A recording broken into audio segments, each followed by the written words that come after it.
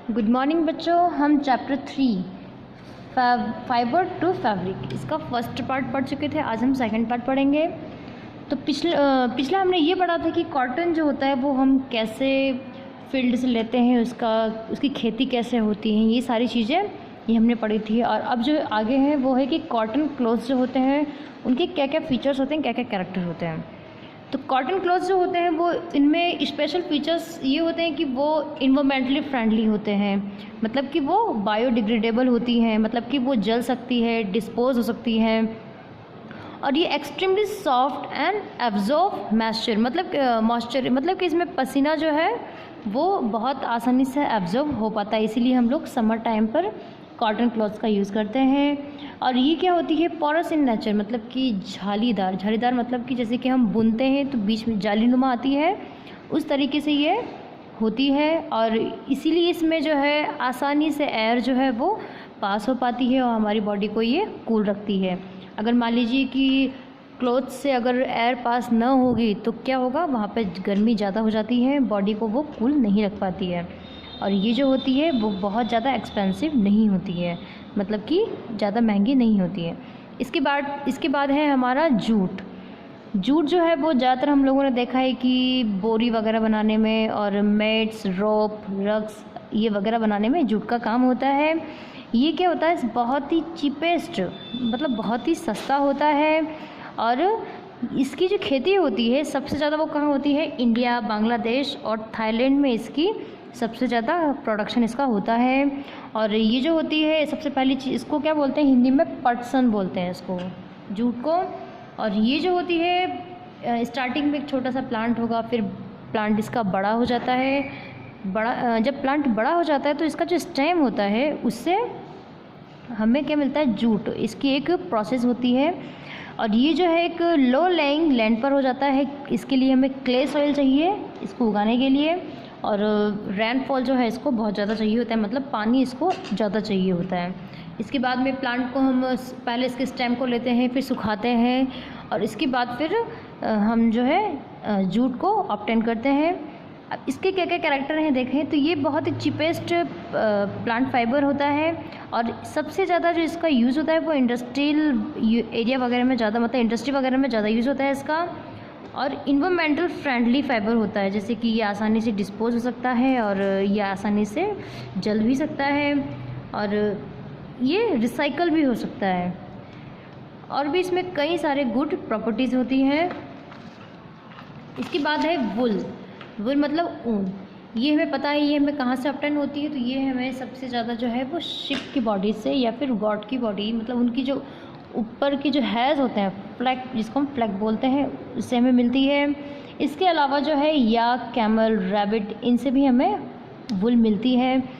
और उनकी बॉडी से जो हम हेयर्स को रिमूव करते हैं उस प्रोसेस को क्या बोला जाता है, तो उसको शेयरिंग बोला जाता है। यहाँ पर शेयरिंग है। एंड वुलन क्लॉथ जो होती हैं, जैसे कि कोट है, स्वेटर्स है, मफलर है, ये सब बनाने में इनका काम होता है। हमें पता है कि हम लोग विंटर टाइम पे जो है वो वुल यूज़ करते हैं। क्यों?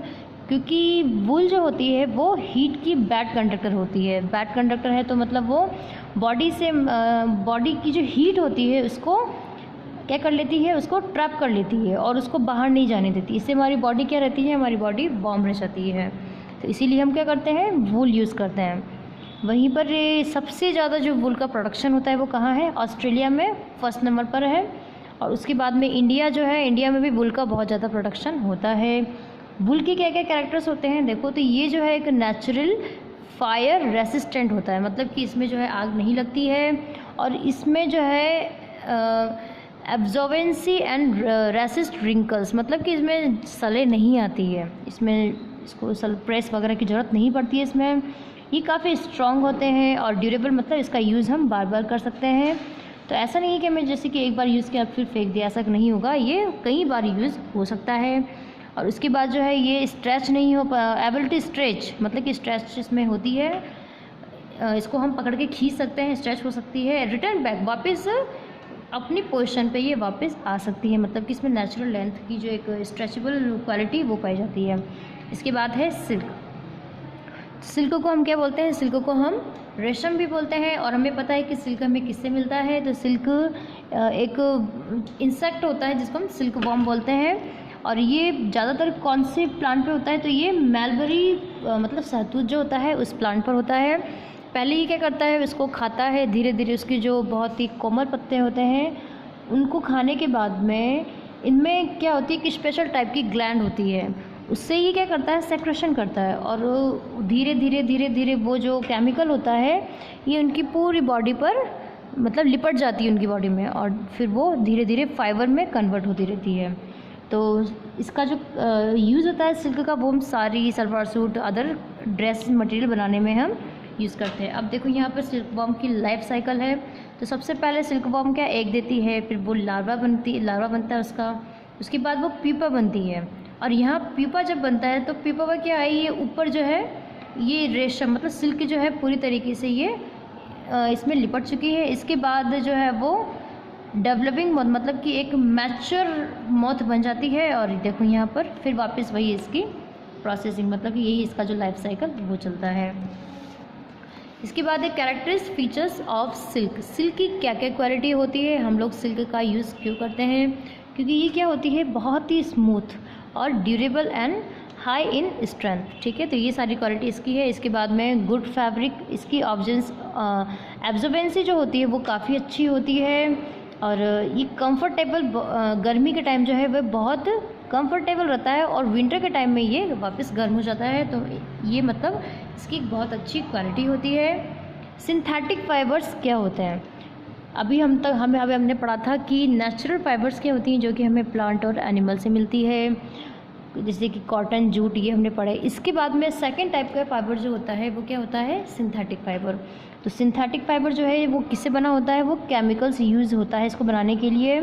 और ज़्यादातर ये जो है काफ़ी स्ट्रॉन्ग होते हैं किसकी अपेक्षा, नेचुरल फाइबर की अपेक्षा। और सबसे ज़्यादा जो कॉमन का है तो उसमें रियॉन है, नायलॉन है, पॉलिस्टर है, एक्रिलिक है। तो ये सारे क्या है, कॉमन सिंथेटिक फाइबर्स हैं जो ज़्यादातर यूज़ होते हैं।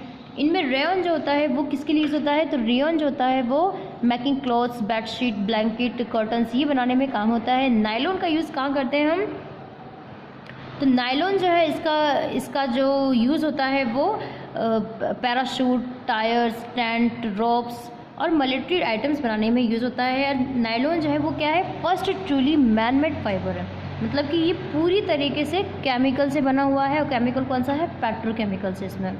एंड एक्रिलिक जो होती है वो हमने देखा है तो कई स्वेटर बनते हैं इससे। और पिलो जो होती है वो उसकी स्टफिंग में काम आती है।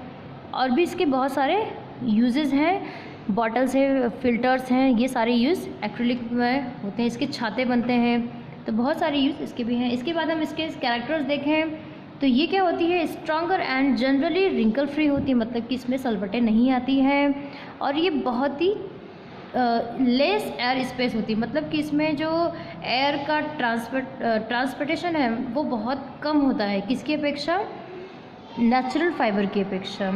और इसके बाद में गर्मियों का टाइम जो है इसमें स्वेटिंग नहीं होती है, मतलब कि ये पसीना नहीं एब्जॉर्ब कर पाते हैं।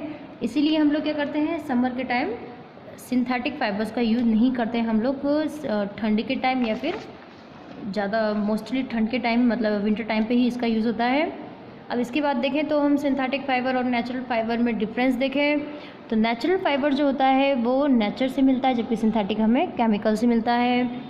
नेचुरल फाइबर जो होते हैं वो कंफर्टेबल होते हैं और हेल्थ के लिए गुड होते हैं, जबकि सिंथेटिक जो होते हैं वो उसको हम मोस्टली समर में तो यूज़ नहीं कर पाते, इसलिए हमारे लिए ये अनकम्फर्टेबल होती है। और कई बार इन्हें पहनने से क्या होता है, रैशेस वगैरह की प्रॉब्लम ज़्यादातर हो जाती है, तो ये हेल्थ के लिए इतने अच्छे नहीं होते हैं। And it is less durable and man made fibre, ये जो होती है वो क्या होती है, मतलब कि ज़्यादातर जो है इसको कौन बनाते हैं, मैन मेड बनाते हैं, मैन मेड होता है ये। और ड्यूरेबल जो है वो कम होता है, जबकि मतलब कि इसकी क्वालिटी जो होती है चलने की, नेचुरल फाइबर क्या होंगे बहुत जल्दी फट जाते हैं, जबकि सिंथेटिक फाइबर जो होते हैं वो मोर ड्यूरेबल होते हैं, मतलब कि ज़्यादा बहुत लंबे टाइम तक टिकते हैं। एंड नेचुरल फाइबर क्या होता है, एक्सपेंसिव होता है, जबकि ये क्या होते हैं, सस्ते होते हैं, इतने महंगे नहीं होते हैं। नेचुरल फाइबर को डाई करना काफ़ी इजी होता है और ये क्या होती है, हाइजीनिक, मतलब कि हमारे लिए अच्छी, बॉडी के लिए अच्छी होती है। जबकि सिंथेटिक फाइबर जो होते हैं इनको डाई करने में प्रॉब्लम, मतलब इजी नहीं होता है ये, और ये हमारी बॉडी के लिए इतने हाइजीनिक नहीं होते हैं जितने कि नेचुरल फाइबर हैं।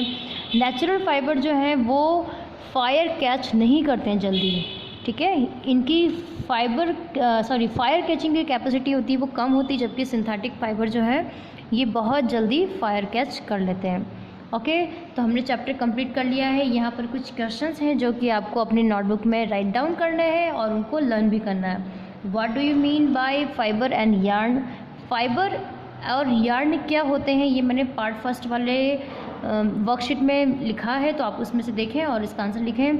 Describe how cotton is obtained, write some of its uses.